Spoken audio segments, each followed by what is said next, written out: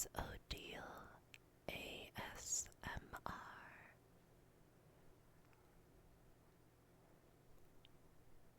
It's very nice to meet you all. I hope you are having a good evening, morning, whatever time of day you're watching.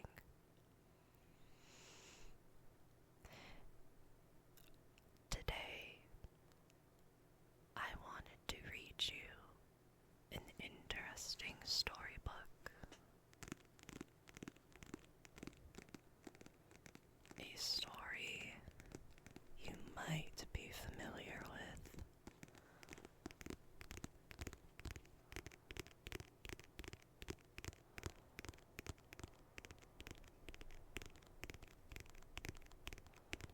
A story by the name of Frankenstein.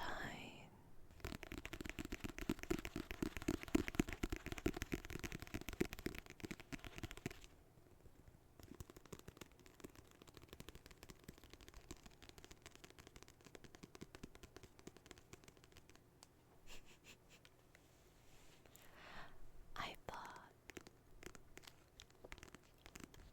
with the movie coming out, this might be a good book to read for people that don't know the original text and want to hear a more relaxing version of an audiobook form of it.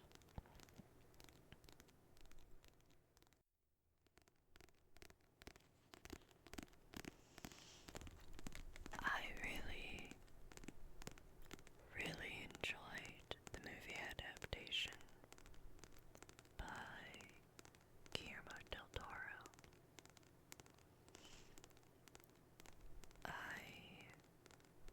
I really love Mia Goth.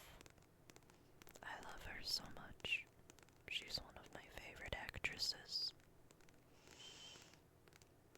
Tell me one of your favorite actors or actresses down below in the comments.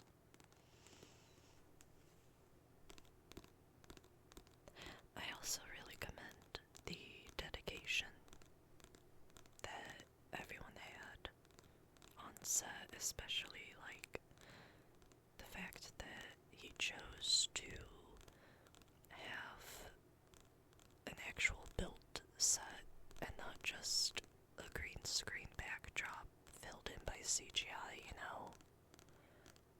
I love that. I love that so much. I hope a bunch of the prop makers and crew got to take home little pieces that were special to them that they enjoyed.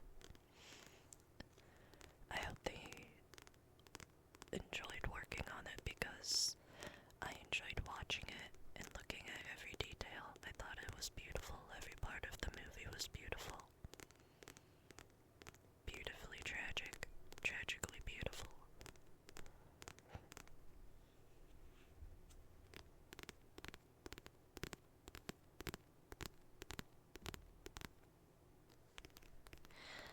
I have here my paperback book of Frankenstein by Mary Shelley. It's actually my book back from when I was in high school.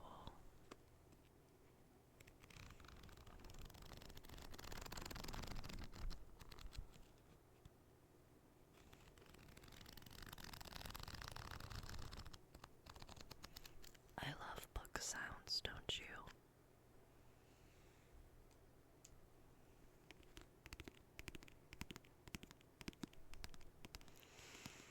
This might still actually have my markings in it from high school.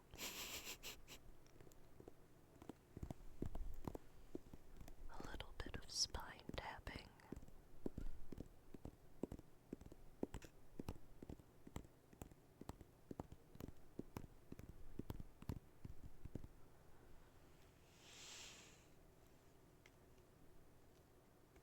I really love just, I don't know,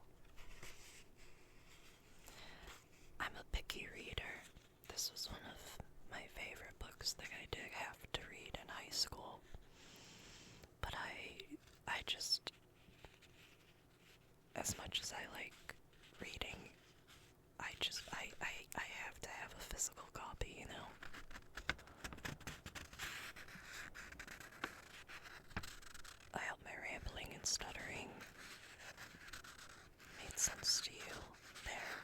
I hope my not full sentences made sense.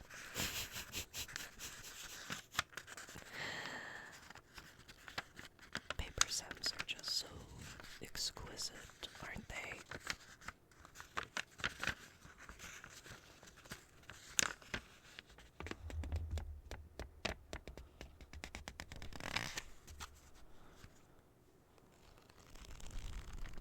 That's why I have to have a physical copy, just the feel, the sound, the smell. Does anyone else smell books? Like a fresh book? A fresh book hot off the shelf.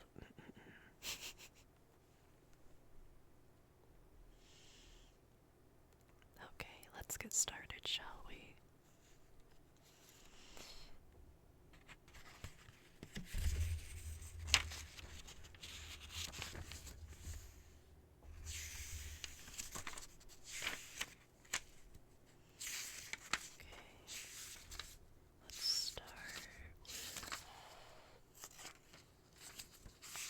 Start with chapter 1.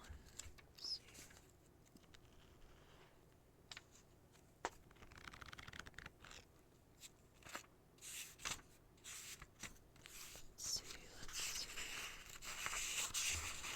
Chapter 1.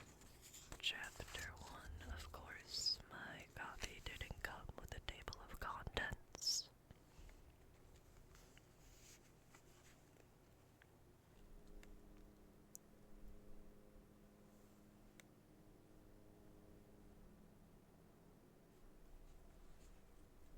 Chapter 1. I am by birth a Genovese, and my family is one of the most distinguished of that republic. My ancestors had been for many years counselors and syndics, and my father had filled several public situations with honor and reputation. He was respected by all who knew him for his integrity and his indefatigable attention to public business. He passed his younger days perpetually occupied by the affairs of his country, and it was not until the decline of life that he thought of marrying and bestowing on the state sons who might carry his virtues and his name down to posterity. As the circumstances of his marriage illustrate his character, I cannot refrain from relating them. One of his most intimate friends was a merchant, who from a flourishing estate fell through numerous mischances into poverty. This man, whose name was Beaufort, was a proud and unbending disposition, and could not bear to live in poverty and oblivion in the same country where he had formerly been distinguished for his rank and magnificence.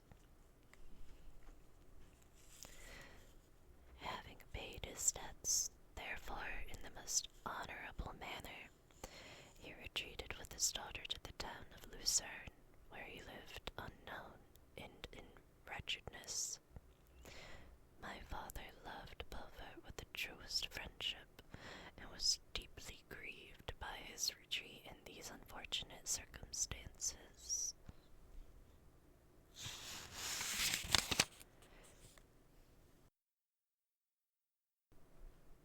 He grieved also for the loss of his society, and resolved to seek him out, and endeavored to persuade him to begin the world again through his credit and assistance. Beaufort had taken effectual measures to conceal himself, and it was 10 months before my father discovered his abode. Overjoyed at this discovery, he hastened to the house, which was situated in a mean street near the Ruse. But when he entered, misery and despair alone welcomed him. Beaufort had saved but a very small sum of money from the wreck of his fortunes, but it was sufficient to provide him with sustenance for some months, and in the meantime he hoped to procure some respectable employment in a merchant's house. was consequently spent in inaction, his grief only became more deep and rankling when he had leisure for reflection, and at length it took so fast hold of his mind that at the end of 3 months he lay on a bed of sickness, incapable of any exertion. His daughter attended him with the greatest tenderness, but she saw with despair that their little fund was rapidly decreasing, and that there was no other prospect of support. But Caroline Beaufort possessed a mind of an uncommon mold, and her courage rose to support her in her adversity. She procured plain work, she plaited straw, and by various means contrived to earn a pittance scarcely sufficient to support life. Several months passed in this manner. Her father grew worse. Her time was more entirely occupied in attending him. Her means of subsistence decreased, and in the 10th month her father died in her arms, leaving her an orphan and a beggar. This last blow overcame her, and she knelt by Beaufort's coffin, weeping bitterly, when my father entered the chamber. He came like a protecting spirit to the poor girl, who committed herself to his care, and after the interment of his friend he conducted her to Geneva, and placed her under the protection of a relation. 2 years after this event, Caroline became his wife.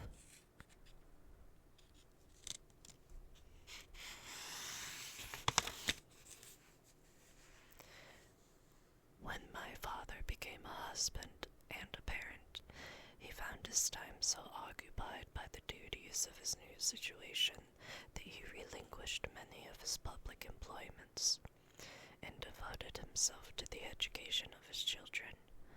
Of these I was the eldest, and the destined successor to all his labors and utility. No creature could have more tender parents than mine.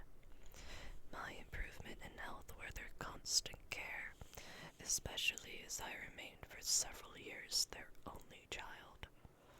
But before I continue my narrative, I must record an incident which took place when I was 4 years of age.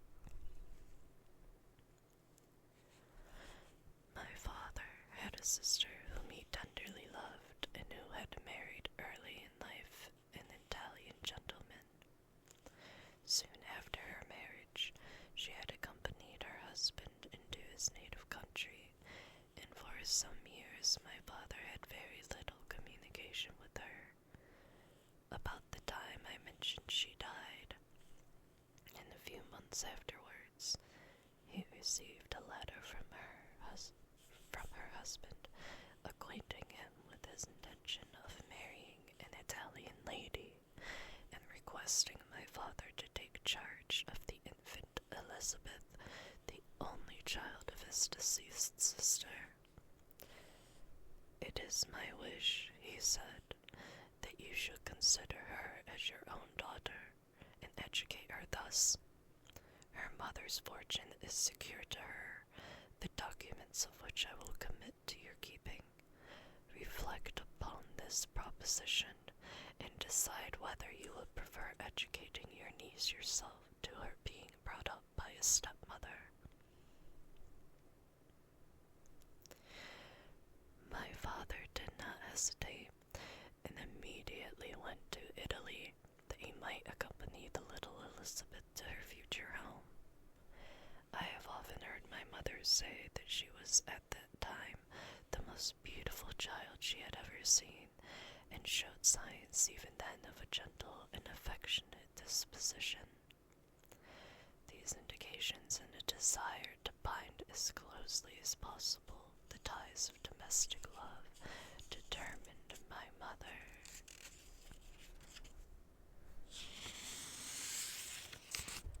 To consider Elizabeth as my future wife, a design which she never found reason to repent.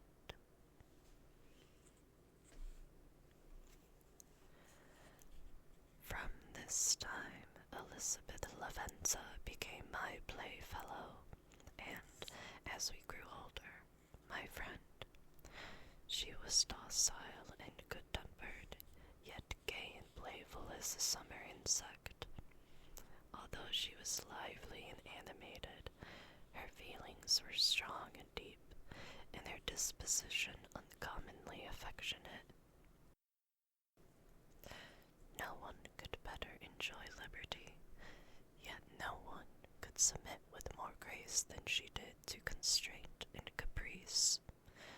Her imagination was luxuriant, yet her capability of application was great. Her person was the image of her mind. Her hazel eyes, although as lively as a bird's, possessed an attractive softness. Her figure was light and airy, and, though capable of enduring great fatigue, she appeared the most fragile creature in the world. While I admired her understanding and fancy, I loved to tend on her, as I should on a favorite animal, and I never saw so much grace both of person and mind united to such little pretension.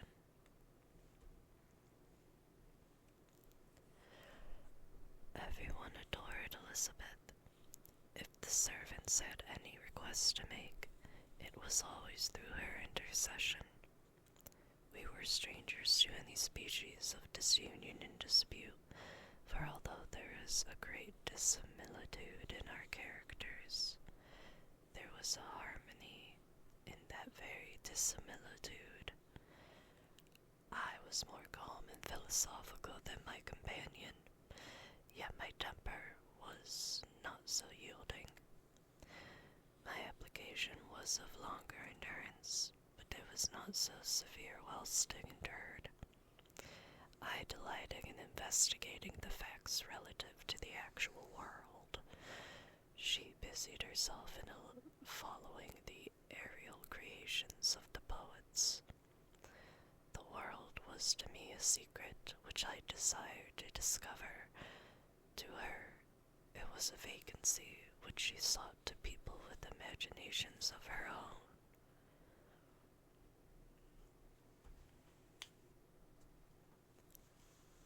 My brothers were considerably younger than myself, but I had a friend in one of my schoolfellows who compensated for this deficiency.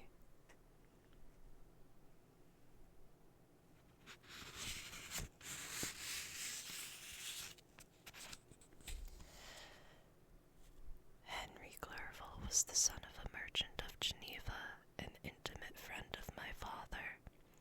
He was a boy of singular talent and fancy. I remember when he was 9 years old he wrote a fairy tale, which was the delight and amazement of all his companions.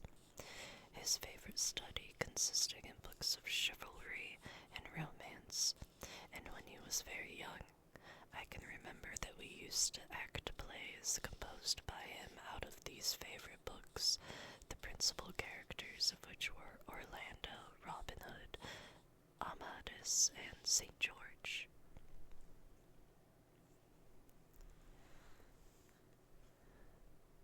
No youth could have passed more happily than mine. My parents were indulgent, and my companions amiable. Our studies were never forced, and by some means we always had an end placed in view, which excited us to ardor in the prosecution of them. It was by this method, and not by emulation, that we were urged to application. Elizabeth was not incited to apply herself to drawing, that her companions might not outstrip her, but through the desire of pleasing her aunt by the representation of some favorite scene done by her own hand.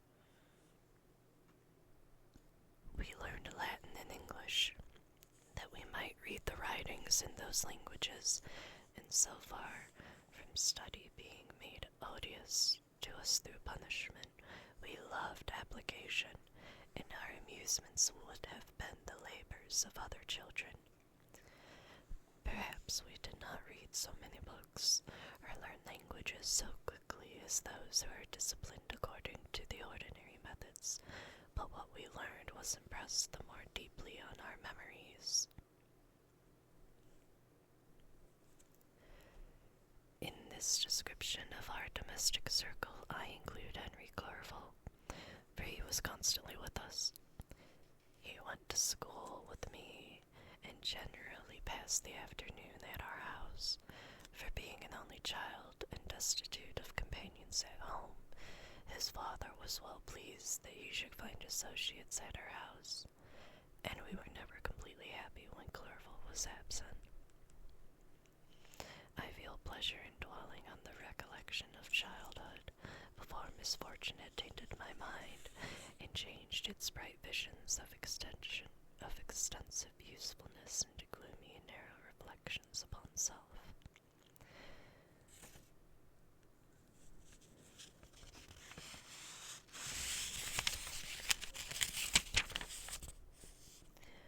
But in drawing the picture of my early days, I must not omit to record those events which led, by insensible steps, to my after-tale of misery. For when I would account to myself for the birth of that passion, which afterwards ruled my destiny, I find it arises, like a mountain river, from ignoble and almost forgotten sources, but swelling as it proceeded, it became the torrent which, in its course, has swept away all my hopes and joys.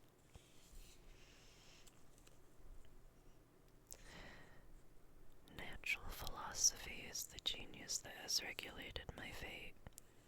I desire, therefore, in this narration, to state those facts which led to my predilection for that science.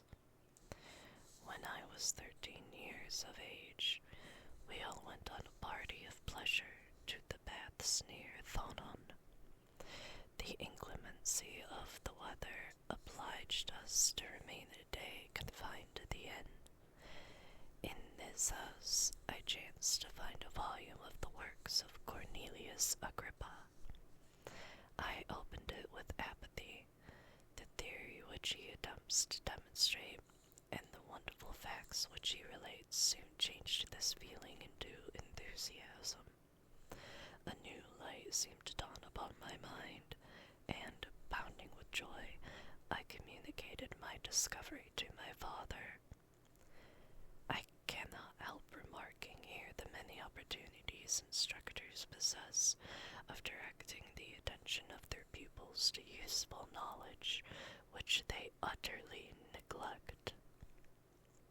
My father looked carelessly at the title page of my book and said, "Ah, Cornelius Agrippa, my dear Victor, do not waste your time upon this.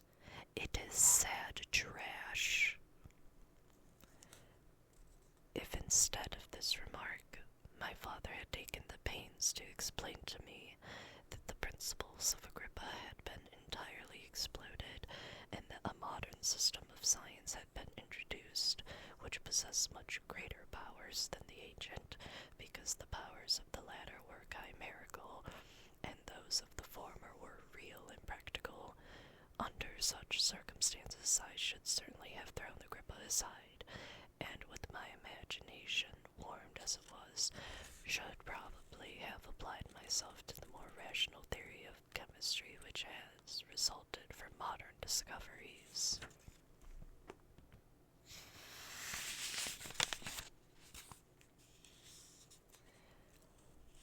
It is even possible that the train of my ideas would never have received the fatal impulse that led to my ruin. But the cursory glance my father had taken of my volume by no means assured me that he was acquainted with its contents, and I continued to read with the greatest avidity.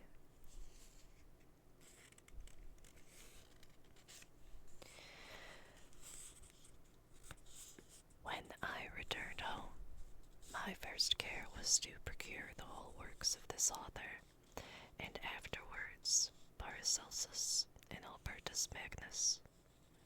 I read and studied the wild fancies of these writers with delight. They appeared to me treasures known to few beside myself, and although I often wished to communicate these secret stores of knowledge to my father, yet his indefinite censure of my favorite Agrippa always withheld me. I disclosed my discoveries to Elizabeth, therefore, under a promise of strict secrecy, but she did not interest herself in the subject, and I was left by her to pursue my studies alone.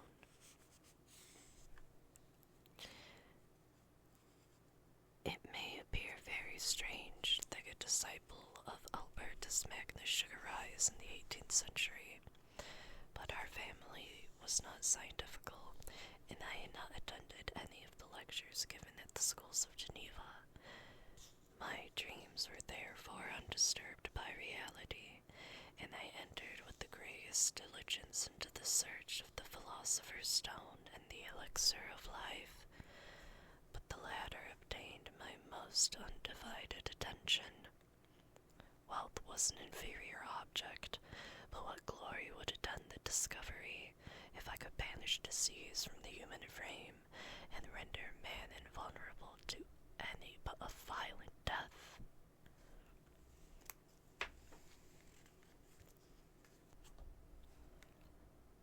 Nor were these my only visions. The raising of ghosts or devils was a promise liberally accorded by my favorite authors, the fulfillment of which I most eagerly sought, and if my incantations were always unsuccessful, I attributed the failure rather to my own inexperience and mistake than to a want of skill or fidelity in my instructors.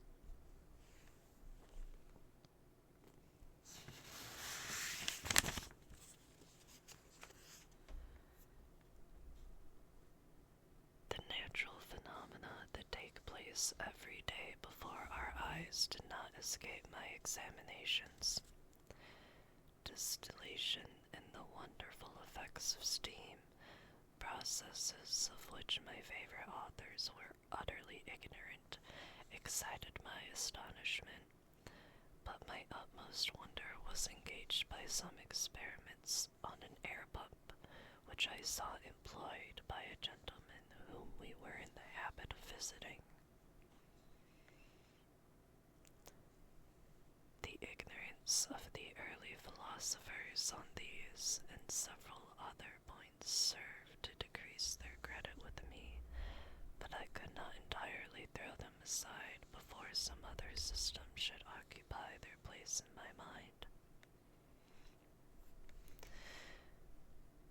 When I was about 15 years old, we had retired to our house near Bellerive, when we witnessed a most violent and terrible thunderstorm. It advanced from behind the mountains of Jura, and the thunder burst at once with frightful loudness from various quarters of the heavens. I remained, while the storm lasted, watching its progress with curiosity and delight.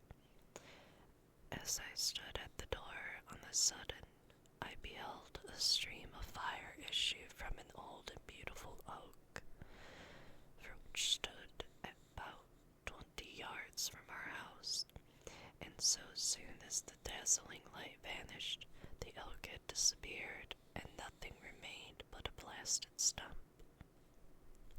When we visited it the next morning, we found the tree shattered in a singular manner.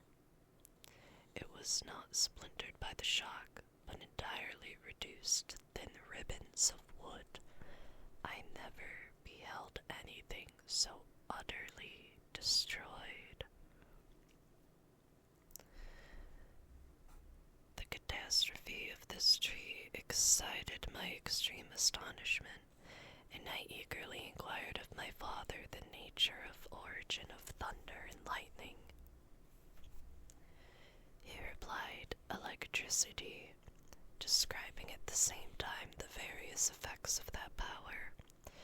He constructed a small electrical machine exhibited a few experiments.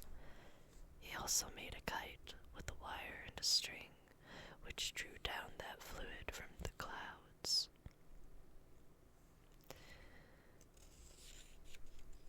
This last stroke completed the overthrow of Cornelius Agrippa, Albertus Magnus, and Paracelsus, who had so long reigned the lords of my imagination.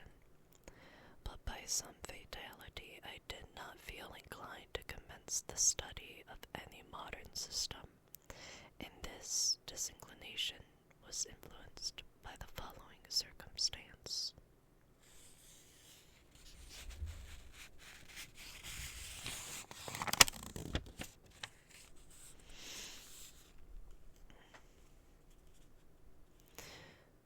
My father expressed a wish that I should attend a course of lectures upon natural philosophy, to which I cheerfully consented. Some accident prevented my attending these lectures until the course was nearly finished. The lecture, being therefore one of the last, was entirely incomprehensible to me. The professor discoursed with the greatest fluency of potassium and boron, of sulfates and oxides, terms to which I could fix no idea, and I became disgusted with the science of natural philosophy, although I still read Pliny and Buffon with delight, authors in my estimation of nearly equal interest and utility.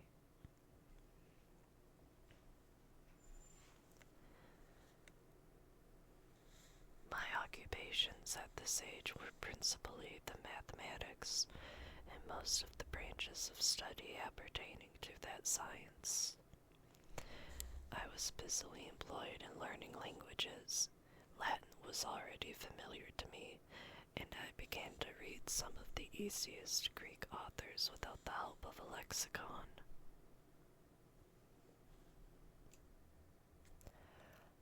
I also perfectly understood English and German.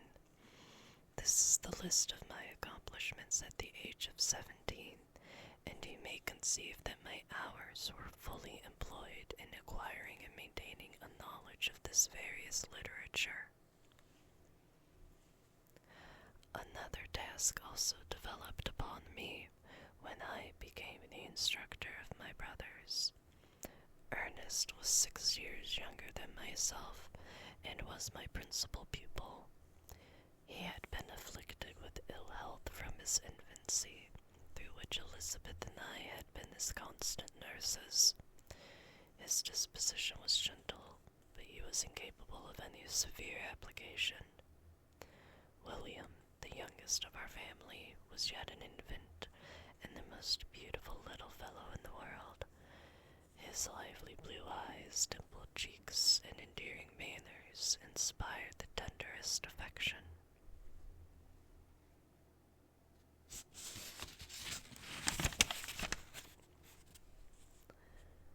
Such was our domestic circle, from which care and pain seemed forever banished.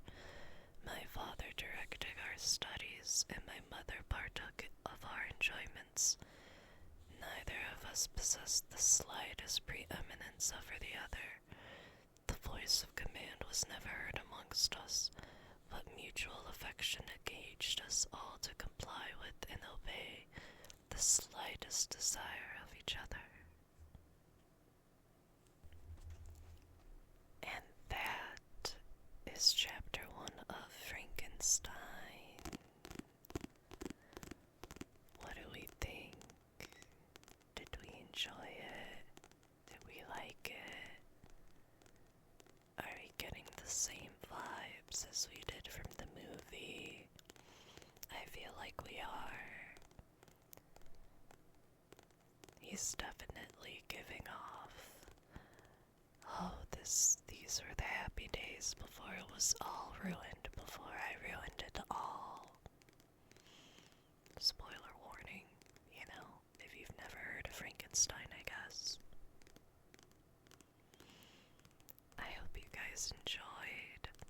Let me know in the comments if you want to hear more, if you want me to chapters if you want me to read different audiobooks.